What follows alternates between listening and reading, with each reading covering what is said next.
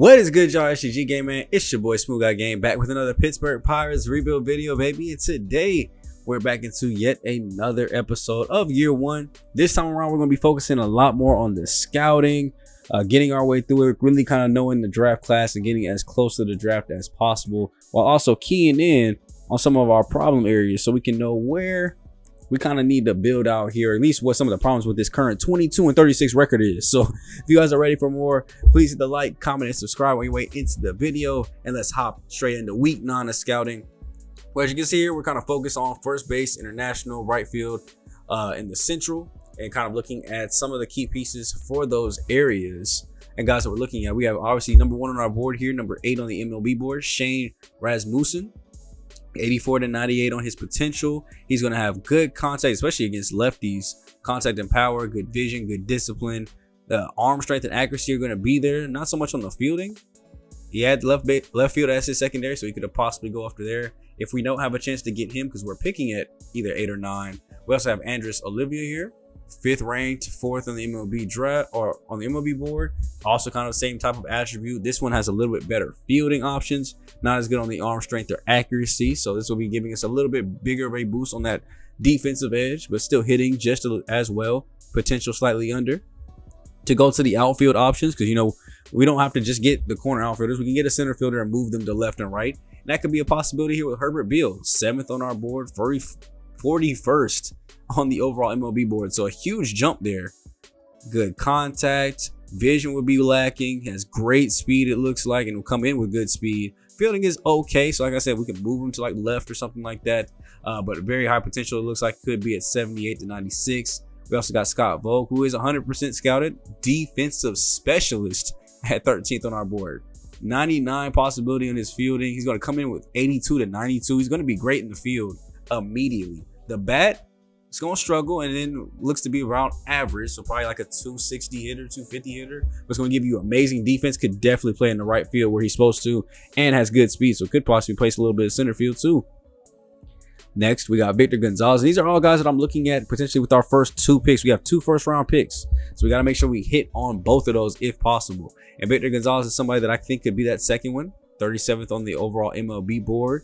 Potential for a 59/67 overall, could come in almost ready at 22 years old. The power looks like it'll be there, and he'll at least have good arm strength and accuracy. Might have some problems fielding the ball at third base, but that's okay. As you know, we're kind of seeing that with all of the third basemen, as you see here with Edgar Collado. 146 on the MLB board, 136 on ours. Defense still a problem with good strength and accuracy, but this at least comes with good contact. So what I'm looking for at the corners is honestly a good bat, though. I would love a guy that come in with some power, come either at first and third base. The defense, I normally sleep on it, but I need to stop. Obviously, we already have a shortstop that has 20 errors, so got to fix that. And to do that, we're going to go ahead and look to discover some infielders in the West, because we haven't had too many scouted from that region. And obviously, you guys know, as far as the scouting goes, it's on a week-by-week basis, so we'll be simulating the weeks in between, really focusing on those scouting profiles, and figuring out who we want to add to this team. Because I'm telling you guys, the corner infield is weak, outfield is weak.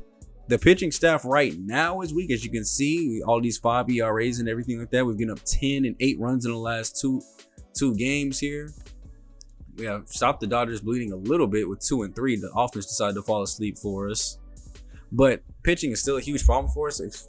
Fortunately for us, the answers to those pitching solutions are already on the roster. We already have 2, 3, if not 4 good guys down in the minor leagues that can come up and make an impact, with Mitch Keller hopefully just being pushed back to a 5 role and being a solid 5 starter. I think that would be perfect. Now here, as we go back to the scouting after another week, Jaquin Pena also entering the board here at first base, 23rd on our board. Good contact, vision, and this comes with good defense as well. So he's going to get on base, he's going to hit well, he's going to actually be able to field the ball and maybe prevent some of those errors too. With 82/94 potential, it'll probably be a high B, but I can take that. You know what I'm saying? We can take that with maybe the second overall, second first round pick. Of course, some of the right fielders here that we're looking at, not too much, but we want some more middle of the round guys that we can get with that second first round pick to have options. Maybe the second round pick, so we can go ahead and see who would be available there. We got Tim Gonzalez here. Not very high on the potential, probably around B, but it'll give me good contact and speed. Mitch Hill here, another defensive specialist. Juan Santana, not too impressed here, but he does go from unranked to on our board, so that's always good, especially with 74 to 96 potential. I don't see the way he's going to get there with stats that he has, but we'll take it and continue to look at those right fielders in the West, first baseman internationally, and we'll also go ahead and kind of change things up here and look for more infielders in the Central. As that investigation of the West did not work too well for us.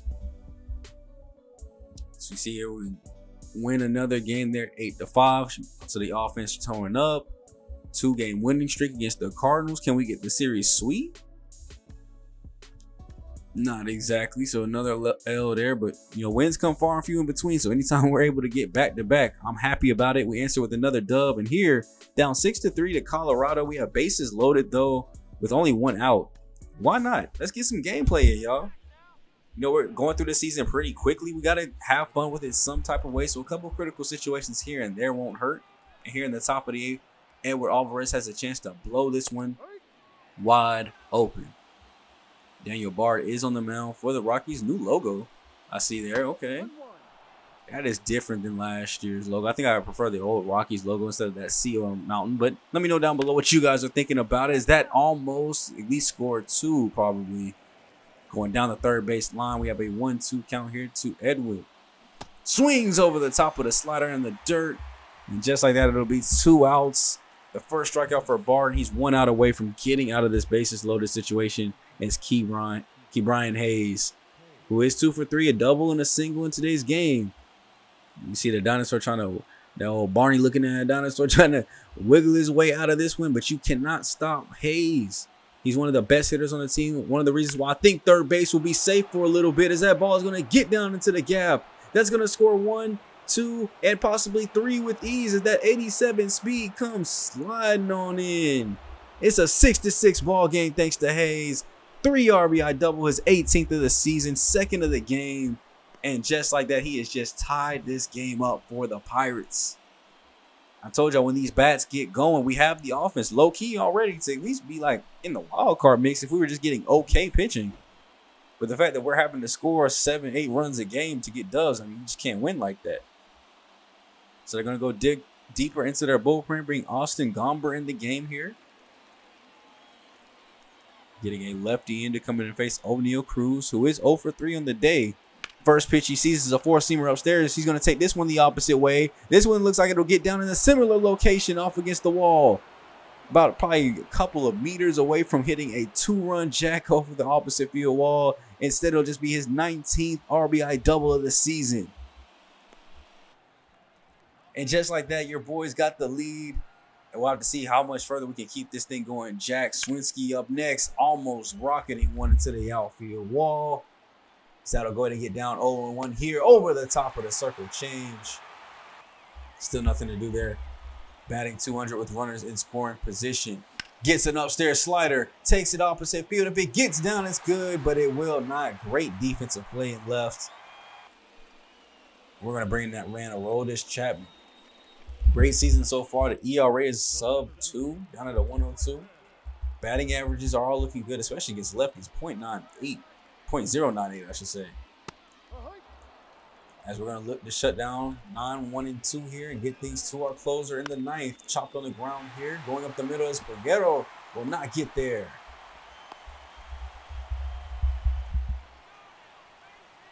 Look at like here, the Rockies going to play a little bit of small ball here with the top of the lineup. Charlie Blackmon, who's 2 for 4 on the day. Looks like he's squaring up for a sacrifice bunt 2 times in a row. Doesn't get it, gets 2 foul balls. So here with the 0-2 count, the ball will actually get away. Rodriguez will have to get up and throw it and not be in time. Just like that, Charlie Blackmon, runner in scoring position, lofts this one in the shallow center field. Taylor's going to come in for it and make the easy play and way too shallow to test. We'll get the first out of the inning and leave it up to Brendan Rodgers. Chopping that one foul. 2-2 from Aroldis Chapman. Man, I wish he were younger. We definitely have him on this team very, very long term. But I wonder how long he can be this good. Still hitting triple digits regularly as that one-on-one heat goes by him. Brendan Rodgers swinging right through it. And then it'll be up to Nolan Jones, who is 2 for 4 on the day as well. He'll pop this one up to Peguero. who will settle underneath this one. No infield fly, but just as easy. As we go ahead and take this 7-6 lead into the 9th inning, we'll go back to our lineup here. Connor Joe, in the first pitch he sees is a four-seamer at the knees. Deep, back in center field at the warning track. The leap, it is gone. Solo home run, Connor Joe. Taking that one out to the deepest part of the ballpark. The cannonballs are coming. His 8th home run this season.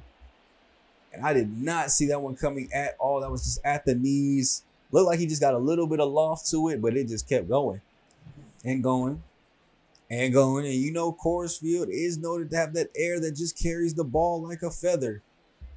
And I think that's what happened on this swing because not too much power behind it, but it was out to the deepest part of the park. As that'll give us a 2-run lead here, 8-6, and we're not going to stop here just of yet. Michael Taylor out to center field, and that's the spot to score runs apparently. As we get another double to the same spot in this field. Taylor's 12th. It gives us a chance here with only 1 out. He's now moved up to 3rd after a sac fly. Peguero to center field. This one's kind of middle of the depth. We're going to go ahead and test the arm strength here. The throw will be on line and get him. That's a perfect throw when you need it. If that throw had been anywhere but perfect, we would have been in there safe. And just like that, we're going to come out to the top or bottom of the 9th.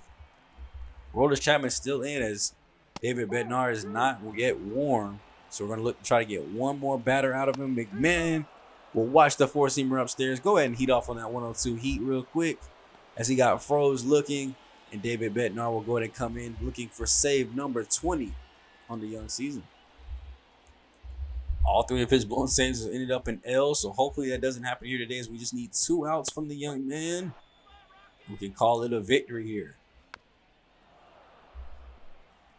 Being able to bounce back 3-6 is definitely showing how strong the bats are and how good at least the back end of the pitching is. Able to hold a lead once we get it in the late going, and the offense's ability to score a lot of runs late. As they're down to their final out now. Great play out there in right field. Chris Bryant will be the last hope, and he'll pop this one up. Connor Joe goes back behind first base. He'll glove it in to get the dub, and the Pirates will walk out of here with a victory. Great come from behind win. Good job for the team all around. Brian Hayes, I think he should get MVP for that one. The bases clearing double that really kind of did it for us. 3 for 4 on the day, 4 RBIs total, responsible for half the team's runs, scored himself. So honestly, I guess you could say he's responsible for more than half the team's runs. As Luis Ortiz, 4 2/3, 6 earned as a starter, again having a bad outing. Thank you, Johan, for at least coming in clutch in the long relief role. But let's go ahead and get back into the scouting. We got a second baseman added to the list. It was still currently non-ranked, so I feel like that was kind of a waste to even find him. Not really impressed with anything he's got going on. Over at first base, though, we do kind of finish up the profiles for a couple people here. As nobody of real interest, you know, a lot of these unranked guys on our board and the MLB board, not looking like they have too much of anything. I'm not seeing any good stats to maybe find out more information about them. But we finished the profile here for Shane. We got him 100% scouted. We got Jaquin Pena 100% scouted. Those are 2 guys that we could look to possibly aim with at 9 and 36 and maybe even 46. You saw he was 51 on the MLB board. Have to see where he might look like going. And then right fielder, we have Josh Worth looking like a promising prospect that we could look at. So him and Elmo Thomas, well, not so much Elmo Thomas, but definitely Josh Worth, 64th on our board. Where you're going to continue to look at the first baseman, of course, internationally. But I definitely want to go ahead and, since he's the only one that's from that area that looks like he could be worth anything, we're going to focus on Josh Worth as well. Change up first base to central and go international center fielders here in week 11 of the scouting. Going through yet another week here. You see we ended up going on a 5-game winning streak, sweeping Colorado 6-0, and then winning the last game 7-3, beating the Reds in the first 2 games before losing 5-0. And then so far we have a split here with Tampa Bay, so that's pretty exciting too as well. Offense is looking great. When we score 5-6 runs, we're getting dubs. As you see, Josh Worth getting a little bit of extra scouting. It's like he's a defensive specialist, not much accuracy, so maybe left field would be his spot. Good contact, good vision. Average power, I'll take 60 on that. That's not too bad if he's able to get to that upper end. Let's look at more guys that we've scouted here recently. First base, you have David Bass now in the 40s. Could be around 2 guys. Same thing with Mackenzie Kennan here at 54. Got 85 here for Sam Metcalf, but not really loving that green. If I'm looking and I'm scouting, I want to see blue like this. Jeff Corson, 115 on the board. I'm seeing 85 to 96 potential. Great contact guy, decent fielding. Vision looks like he could be good, but 94 if he's able to get there. See, I look at I'm not gonna lie too, I look at the upper ranges. I see what is the max I can get out of you. Because if the max I can get out of you is only average, that tells me everything I need to know. I mean, obviously the bottom is gonna be way lower, so I try to focus on the higher end of them. So like a guy like Bill here, 97 with 100% fully scouted. That could be somebody we look at. Ricardo Quesada, green. Ronald Pip though, 86 in the blue, okay. Franco, green. So not really looking too much at those guys, but here at 41 overall in the draft board, 4th on ours. This could be a very, very solid pickup. You guys remember in the last series, we went center fielder first with Morris Jones. And getting a good center fielder can carry a franchise. If y'all haven't seen the Tigers rebuild, go back and check it out. You'll see why that center fielder can be very, very important. As we're coming down here to the last days of June, we'll go ahead and simulate our way through. As it looks like here, we have a chance to get a win, 3-2. We do go ahead and finish up the Rays to win that series. Chase Brown here getting an injury down at AAA. Alec Williams is back from AAA. 2 straight losses to the Reds as they go to get their vengeance in. Once again, giving up 9 runs and 5 runs in both of those games. Luis Ortiz, another bad start or bad outing. 782 as I actually took him out of the starting rotation and we've replaced him with Jordan Hicks. And it looks like in the bullpen, no outs. This boy couldn't even record a single out. Everybody else, without his performance, there's only 2 runs given up. I mean, we still lose because the offense was quiet today, but everybody else did great.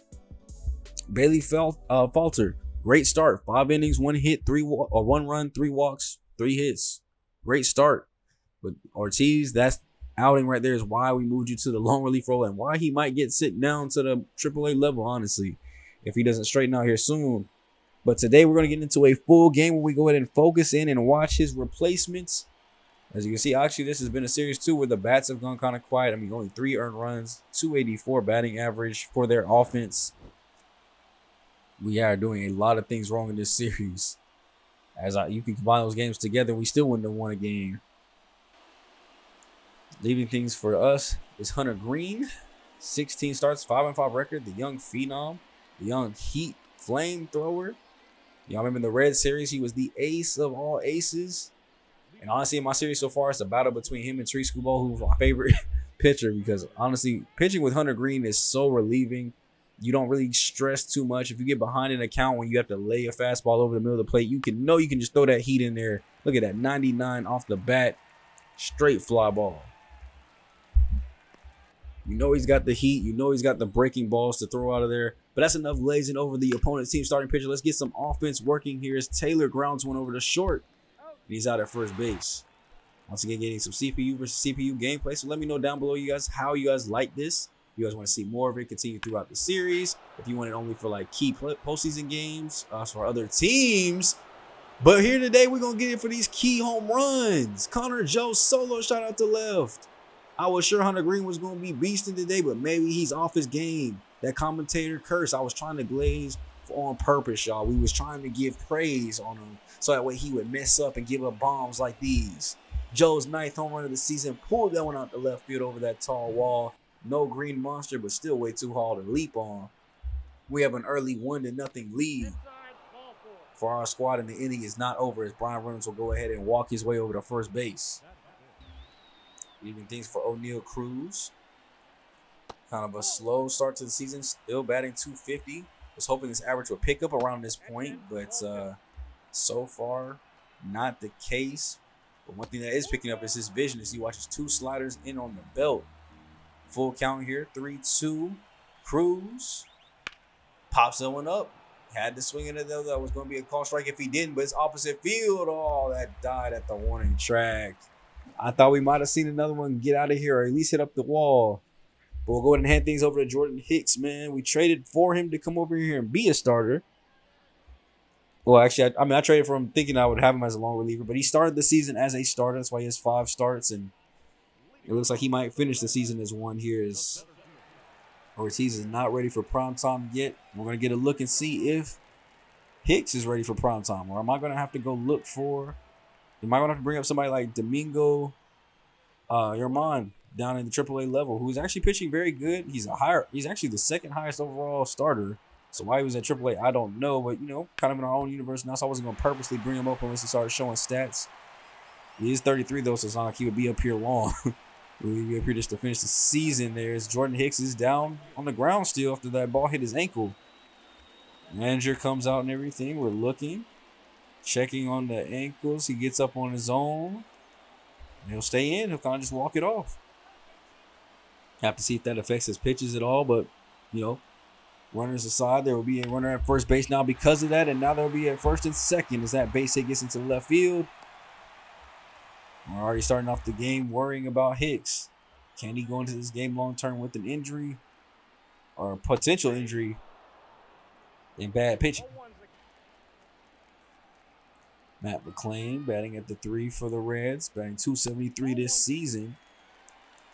Has a great chance here to up those RBI numbers. The 1-1 count here from Matt. Chopped it on the ground. Swings and misses at the ball in the dirt. That'll be out number 1. No way to really kind of move up on that one. He was obviously not going to try to run it down, because that would have easily probably going to be a triple play at that point. Even as we get a ball on the ground a second. And this will be the double play that we needed to get out of here. 4-6-3. And just like that, we are out of the inning. Let's go back to these bats here. It's Hunter Green still struggling too as well, though. Rowdy Celeste taking this one opposite field.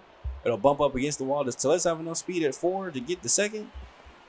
Barely. He honestly probably could. If that was a perfect throw, he probably would have had him. Hayes up next. You see time for a second on the team in hits with those 72. Make it 73, as that'll be a base hit up the middle. Definitely don't got enough speed to go for this, so please do not test it, as that throw on line, and it'll keep runners at the corners for him. Jason Delay.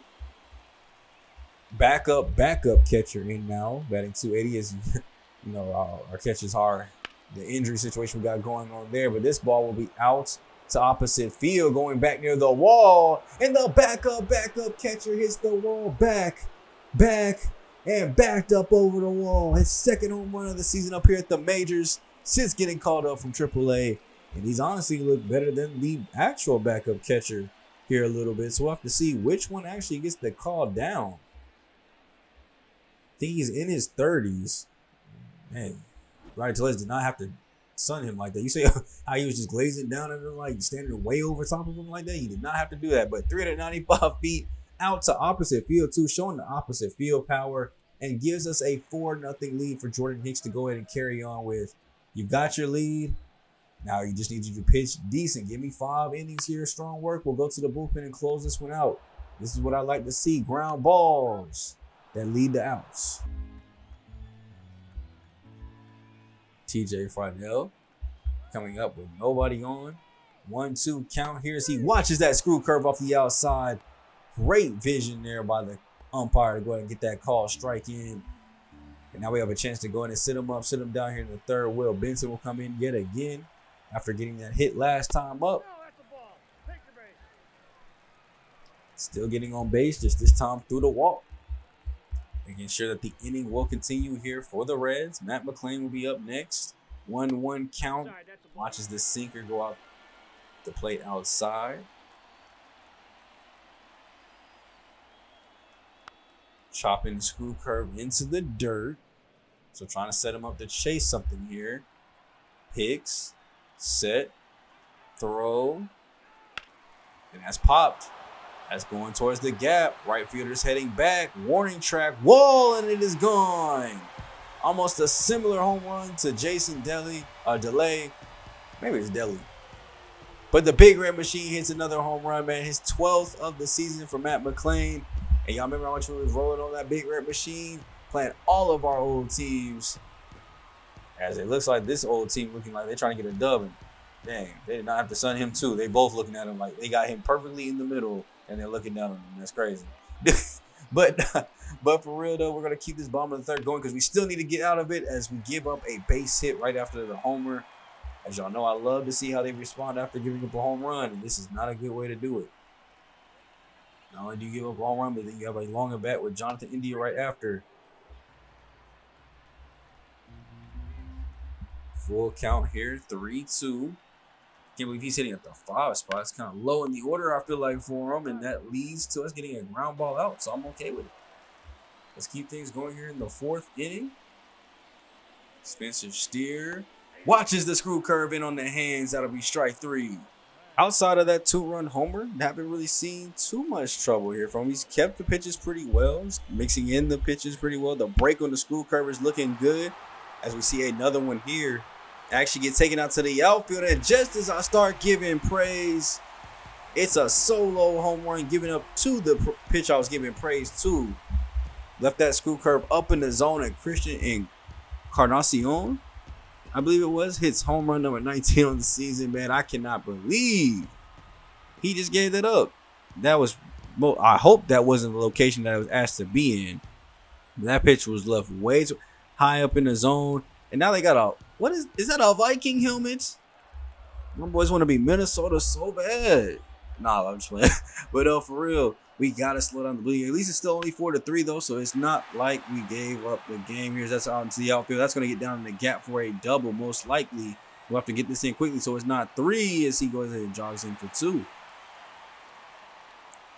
Tyler Stevenson, 8th double of the season. And they're going to Tony Kemp right after. We still only have 1 out, so we can still get out of this inning without that run scoring if we get productive outs, but not if we get line draw base hits.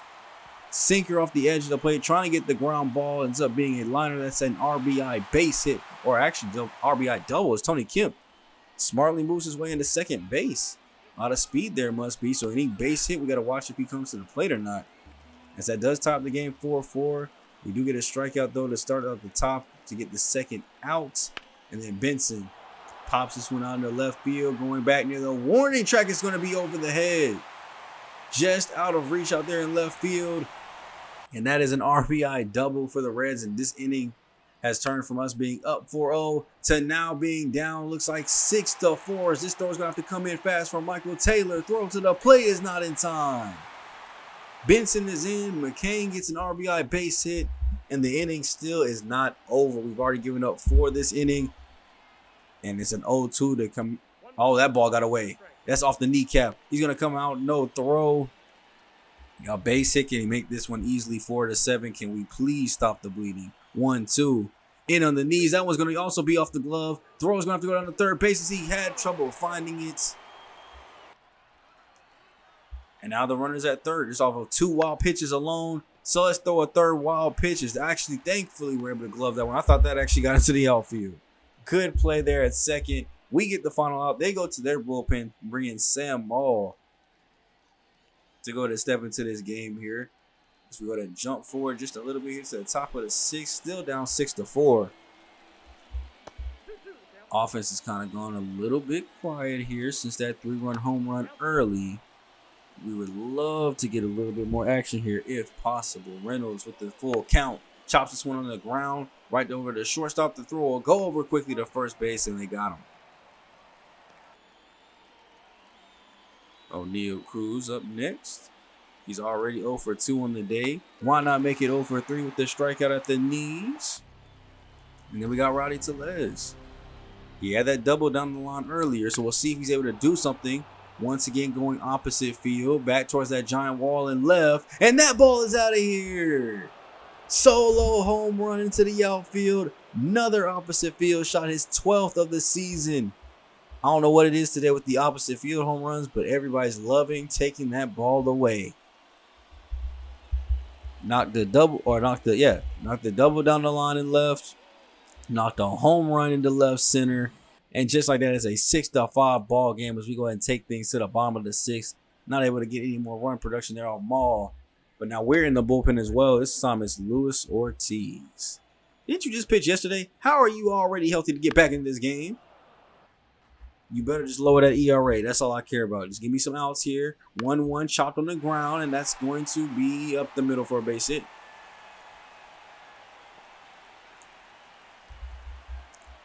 Already starting out doing what I told you not to do. I see. So TJ Friedel up next with a 3-0 count, and he'll walk on 4 straight. And Ortiz is already 27 pitches deep too as well. So after pitched yesterday, I can't imagine how much farther he'll be able to go here. As Benson will get a 1-2 and pop this one out to left field. Shallow, it'll get down. Flaring in, will the throw come in time to go and hold the runner? It will not, as he's out there playing casually with it. Just thought this whole thing was a game and was not able to bring that thing back in time. As Max McCain will go ahead and come up next too as well. Runners are still at first and second. Still no outs as Ortiz gives up another fly ball to center field. This one will go ahead and be gloved in though. And since they went halfway, no runners will move up. A double play can go ahead and get us out of here. We can give it 6 strong. I think we get somebody else in for the 7th, hopefully though. So you're already nearing 40 pitches here against Yamir. And he gets this one into the gap. That's going to get down for a base hit. The runner should score. The other one will go to third, most likely, as he slides in there in time. 8-5. And what was once a close game is only growing farther and farther out of reach as Jonathan India lines this one into the outfield. Can't glove it cleanly out there left or right. As the throw will go into third base, and they got him at the bag. So another run scores to make it 9-5, but at least we get it out. Great throw there from Connor Joe. Saw him at first base earlier. Now he's back in his natural position out there and right, showing off the cannon, showing off the bad fielding too as well. This is what some of those prospects might be able to do. They had that bad fielding in the outfield, but good arm accuracy and strength. Fumble a rock, make them think they have an extra bag, and throw them out.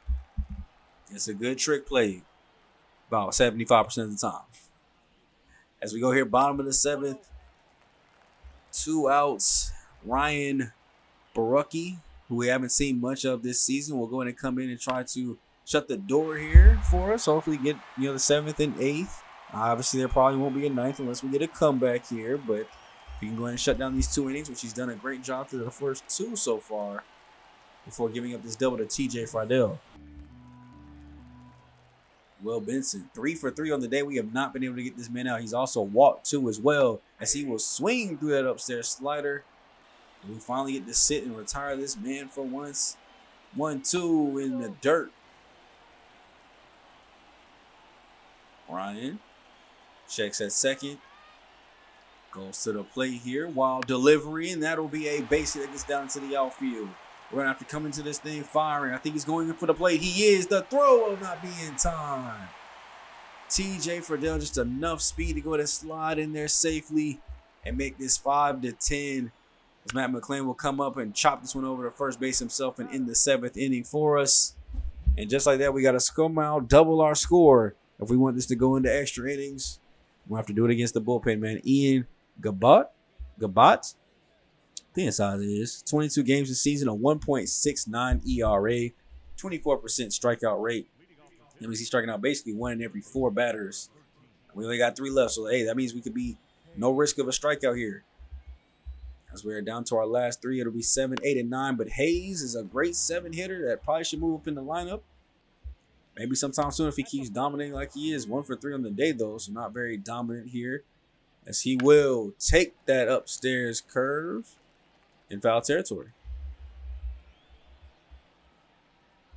1-2 from Ian. Chopped on the ground over to third base as he'll throw it over, make the routine throw to first. That'll be out number 1. Catcher Jason DeLay had that 3-run homer earlier. Looking for a little late inning rally or magic. Maybe he can get something sparked up here for us. That's a good start to the at-bat. First 2 taken for a 2-0 look here. And then chopped on the ground. This one will be thrown over and we got him. I said we got him like I'm still with the Reds. They got us. As we're down to our last out here, it'll be Nick Gonzalez. Young second base phenom trying to make it happen. 0 for 3 on the day as he flies this one out to deep right field. Going back and it will be gloved in before the warning track as the Cincinnati Reds and Hunter Green, despite the bad start, they'll walk out of here with the dub. Bullpen able to kind of get it done for them. Bats finally woke up. And the Reds do get the victory here as your Pirates are walking away with the L here today. Offense, I mean, I gotta say I like it. I mean, 5 runs, 7 hits. We just weren't able to do too much of anything there after the fact with that. I mean, showing off the power, showing off the reflexes that we got from everything, just was not able to get anything done for us. So shout out to the Reds to be able to put together 17 hits as a squad and driving 10 of those runs. Ryan Tellez had a multi-hit game there with 2 for 4. Del Rey's second home run, 3 RBIs, gets him up to 4 in the year. Connor Joe's at 28. Tellez at 32, but Hicks, 4 innings, 6 earned, 9 hits, and then Ortiz, 5 hits, 3 earned after him. That's why those ERAs are 4 and 8. Gotta find better pitching in the bullpen, especially the long relief role and the starters. And that's why we're going back to this scouting here. So we go to week 13 of 14. Got 2 weeks left here. Josh Worth moving up to 41st on our board. Still a defensive and speed guy, but great contact on the back end. Not much strength and accuracy. So kind of the opposite of the play we saw today. He would actually have got the ball cleanly, just probably wouldn't have threw him out. But it'll have potential probably somewhere around B and come in around the 50 range, most likely 50, 60.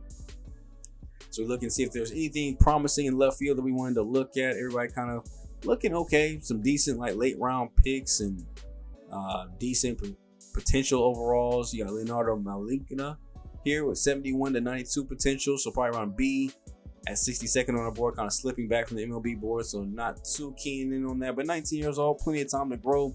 And then over here at first base, we're looking at those guys again, David Bass and Mackenzie Kennan. Both are still looking strong. Just the only thing separating them is kind of like a little bit of potential. Their starting point, obviously, Bass is 23, so he's starting around almost MLB ready, basically. It's probably mid-60s. Mackenzie at 22, probably would need like a year or two development, starting around that, probably around 50, low 60 range, but has a potential of a slightly higher ceiling. We don't know what their actual potential is, but it has 1 point better on both of those. Lefty, he'll have defense, contact, vision, discipline, and actually come in with discipline too, as well as another thing. Could be a good option for us. I mean, he's at 52, so a little bit clearer on our third pick. But here on week 13, I do want to look at the bullpen. Obviously, we're just going to go straight relief pitching, International, Central, and East. Didn't see too many guys in the West that were worth even getting extra information on. So at least so we have something on those guys, so we can kind of make educated guesses. Then here as we go through another week, we end up winning this one somehow 13-3, getting 14 hits as a squad. Connor Joe, 3 hits, 4 RBIs. Hayes, 5 RBIs, 2 hits. Edward Alvarez got 3 RBIs as well. Hayes hits 2 home runs today. Connor Joe has 3 doubles. And then Mitch Keller, a 7 inning, 3 earned run performance. That's more like what I want to see out of my ace. So we're able to go ahead and clutch up and get that dub. And actually, I wanted to come in here quickly too and look, as we want to look at the team stats here. As you know, obviously we won that game, great pitching, but I want to show you guys exactly how bad the pitching is. We are 29th in ERA, only one worse is the Oakland Athletics. Hits allowed, runs allowed. We are 30th, 868 hits, giving up on 1 more than the Rockies. Runs 29th, 451, slightly better than, I guess way better than Oakland. 27th in earned runs though, so we're finally starting to pick it up a little bit. Home runs, okay, we're doing good in this category, but okay, top for 8. So we're top 10 in home runs given up. So it's not even home runs, we're just giving up a lot of hits that lead to runs. Walks 16th is about average at least, and then strikeouts, we're striking out a ton of guys. We are at 11, just outside of the top 10. So we're doing good in some categories. We obviously just got to get the hits lower. So also I wanted to look at closing pitchers here with our very last week of scouting, because obviously we know we have David, but he is getting older. So I need a prospect in the minors that I can hopefully bring up and not just have to sign one in free agency or trade for one. So we'll get a little bit of information on those guys as we come up here on the draft. 6 days left. We'll basically be somewhere in the middle of the next week. We'll get through that, get into All-Star Weekend. But here's a quick look at the standings. As you can see, we have a 40% win percentage right now at 36-52. 4th best in the National League, thankfully. So the Rockies, Padres, and Nationals are all worse than we are. And then as we look on the American League side too as well, looks like there's 2 other teams, the White Sox and Athletics. So technically the 7th worst team, so not too bad. We're definitely not boo-boo. Well, I mean, I guess we technically are in the category of boo-boo. We're not dumpster juice. We're not dead last. And then a quick look here at some of the stat leaders. Hayes leading us in hits with 83. Tellez with 13 home runs. We got 4 guys in double digits. Reynolds and RBIs with 55. Batting average or stolen bases, Taylor with 9 average. And we got a couple guys hitting 300, but not regular starters for us, except for Davis, but he's been hurt for a couple months. So our technical leader would be like Hayes with 283, who is on a hot streak right now. You see Delray, who we have brought up, 294. So shout out to him, actually producing some good stats too for us. On base, 373 by Gilberto Salanto. And then WAR leader, Hayes with a 2.6. If we look at our pitching, some good, win losses here. Thankfully Hicks is 7-3, but also be blowing them games in the bullpen. We now have 4 pitchers under the 4 ERA mark, which is good for us. Quality starts here. Mitch Keller is 10 of 18. Perez is 8 of 18. Gonzalez is 8 of 18. And I keep forgetting that Keller is only 28. So, he could be with us here for like 3-4 more years. So he could be a part of a key rotation. That could lead us to like our first postseason run here down the line.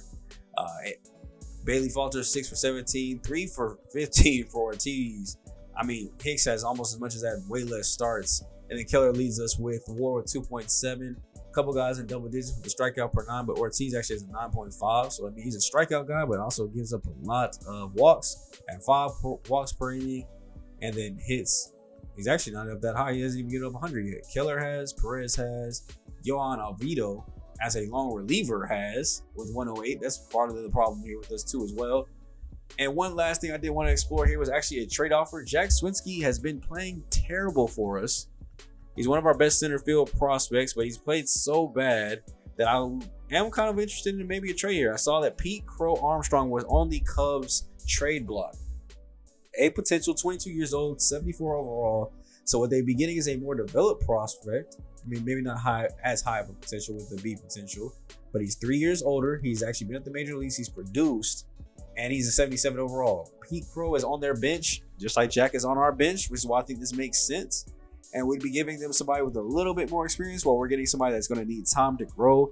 Who knows, maybe even need to go back down to the minors to really fully grow. So I may end up making this trade here because I feel like it's going to help us in the long run. No room for our outfield right now. I didn't want to just quickly move them down.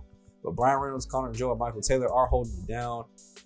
So we'll have to see if maybe one of those guys get cold and we can swap them back in. But that'll be basically where the episode ends here today. I hope you guys did enjoy it. We got a deeper look at the scouting. This is probably the deepest I've ever looked at scouting with you guys in an MLB video. I hope you guys did like it. Maybe we'll do those more if you guys want to see us get deeper and really invest into those guys before drafting them. But next time out, we're going to see who our new Pirates members are going to be. We're going to get through the All-Star weekend, see if we got any fun festivities there. Probably get through at least to the point where you guys can actually see their potentials and overall too as well. So getting all the way through, I think I'll be getting through the month of August pretty much, or at least getting right up to August. So finishing out the month of July. Getting our guys signed up so you guys can see their overalls. And then the episode after that, we'll basically kind of be setting up the September call-ups and probably finishing the season in the next episode. Or not next episode, but the episode after the next episode. So episode 6 will probably be us finishing up the season in our first off season in episode 7. So let me know if you guys like the pace that we're moving here. It will slow down a tad as we start to get better and less focused more on the draft and more so on the actual players on our roster. I think as we get further and further, it'll be more so on the minor leagues first to get our young guys better and good to come up, and then the majors as our young guys start to get up and we start to actually win some ball games. So let me know what you guys think of the series, man. Leave a like, comment, subscribe on your way out. It's been your boy SGG, aka the King of Game, aka SmooveGotGame, aka GM Smooth. And I'll catch you guys in the next episode, baby. I'm going for the day. Later.